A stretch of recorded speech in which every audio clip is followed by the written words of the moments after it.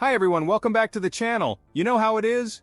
You're scrolling through your favorite online store or maybe just browsing the app store, and you see it, that gadget, that app, that just screams, "This will change your life."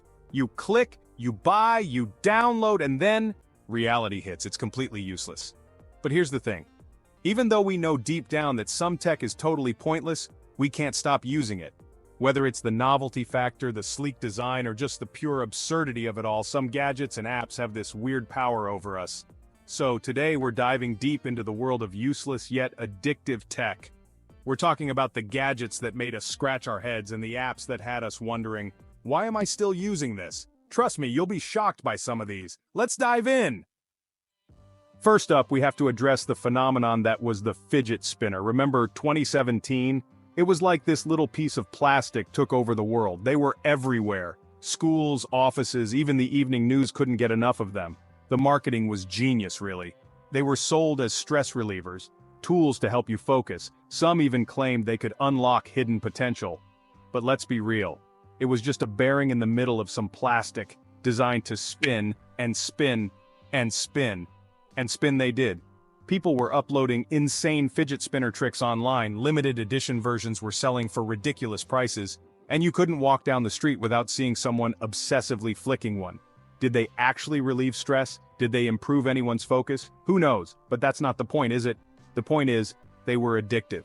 The simple act of spinning that thing was strangely satisfying, almost hypnotic.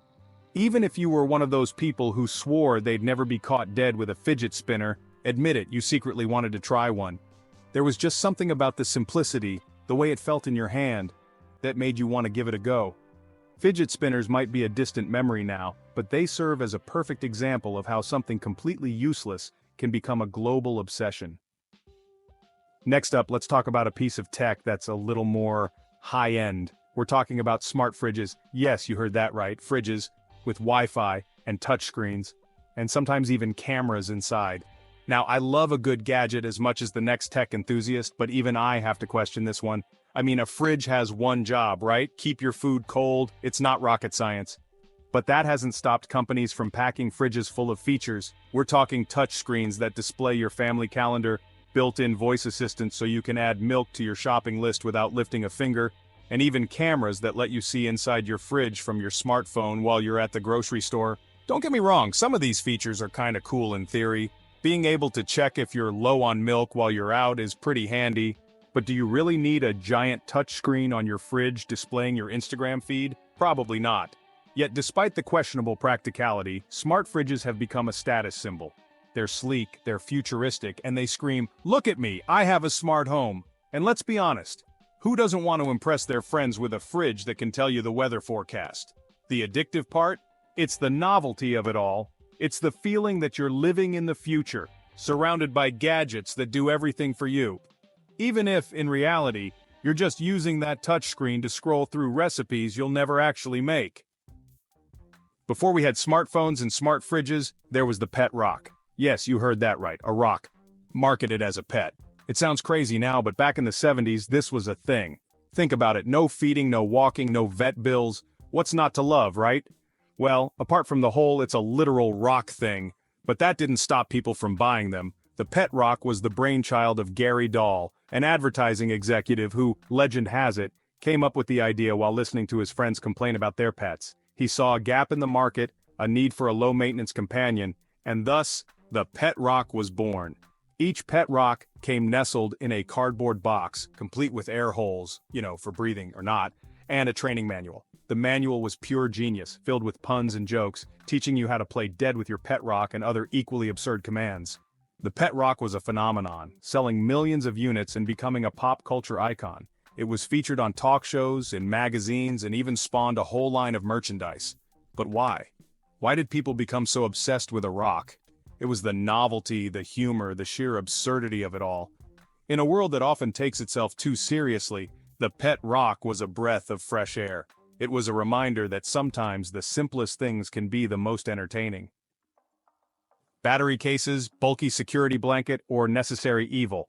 Let's be honest, we've all been there. You're out and about, your phone battery dips below 20%, and suddenly that low battery anxiety sets in. You start frantically searching for an outlet, cursing yourself for forgetting to charge your phone the night before. Enter the smartphone case with a built-in battery pack. It's like the tech equivalent of a security blanket, promising to keep your phone alive no matter how much you use it. But here's the thing. Are they actually that useful? I mean, sure, they give you extra battery life, but at what cost? They add bulk and weight to your phone, making it harder to fit in your pocket or purse. Plus, let's be honest, they don't exactly scream style icon. And then there's the charging cable situation.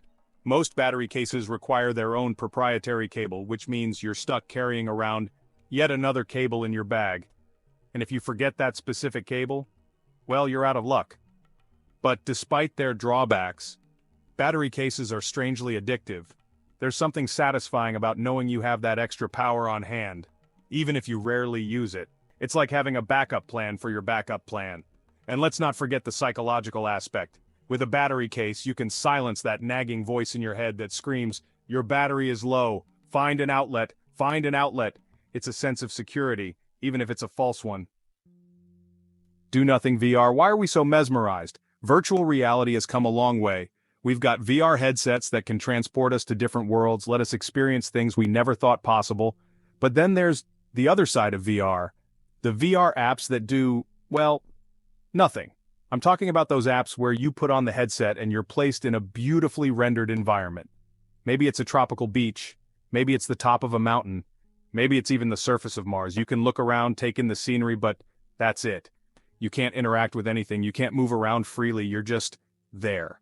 So why do these apps exist? And more importantly, why do people use them? It's a good question. Maybe it's the novelty of being immersed in a different environment, even if it's a completely passive experience. Maybe it's a form of escapism, a way to zone out from the real world for a few minutes. Or maybe, just maybe, there's something strangely calming about these do-nothing VR experiences. Think about it, in a world that's constantly demanding our attention, where we're bombarded with notifications and information overload, there's something appealing about simply existing in a virtual space where nothing is expected of you. You don't have to achieve anything, you don't have to interact with anyone, you can just be. It's like digital meditation, a chance to quiet your mind and just be present in the moment. Even if that moment is spent staring at a virtual palm tree swaying in the virtual breeze. Pointless apps, the black hole of the App Store. We've all been there. You're browsing the App Store and you stumble across an app that seems interesting, intriguing even. You read the description, you look at the screenshots and you think, why not? It's free. You download the app, you open it up and nothing, or at least nothing of substance. Maybe it's an app that lets you change the color of your phone screen. Maybe it's a game where you literally just tap the screen to make a number go up. Whatever it is, it serves no real purpose. Yet for some reason you keep using it. You find yourself opening the app in those spare moments, those fleeting seconds when you're waiting for the bus or standing in line at the grocery store. It's not like you're enjoying it, not really, but you can't seem to stop yourself. These pointless apps are the black holes of the App Store. They suck up your time, your attention, your precious mobile data, and for what? A few seconds of mindless entertainment? A fleeting sense of accomplishment when you finally reach that arbitrary high score? It's the dopamine, my friends. These apps are designed to trigger those little bursts of pleasure in our brains, those tiny hits of dopamine that keep us coming back for more. And the more we use them, the more we crave that feeling, even if we know it's ultimately meaningless. So the next time you find yourself mindlessly scrolling through an app that does absolutely nothing, ask yourself this. Is it really worth it? Is this really the best use of my time and attention? Or am I just feeding the dopamine monster? And there you have it, folks. The most useless yet addictive tech gadgets and apps that we all somehow can't resist. From fidget spinners to smart fridges to apps that do absolutely nothing, we've covered it all. But here's the thing. Even though these gadgets and apps might not be practical in the traditional sense, there's something about them that keeps us coming back for more. Whether it's the novelty, the dopamine rush, or simply the desire to escape from reality for a few minutes, we can't help but be drawn to them. So, what's the takeaway? Are we all doomed to become slaves to useless tech? Not necessarily, but it's important to be aware of the addictive nature of these gadgets and apps and to use them in moderation, because at the end of the day, life's too short to spend all your time staring at a screen, even if that screen is attached to a really cool fridge.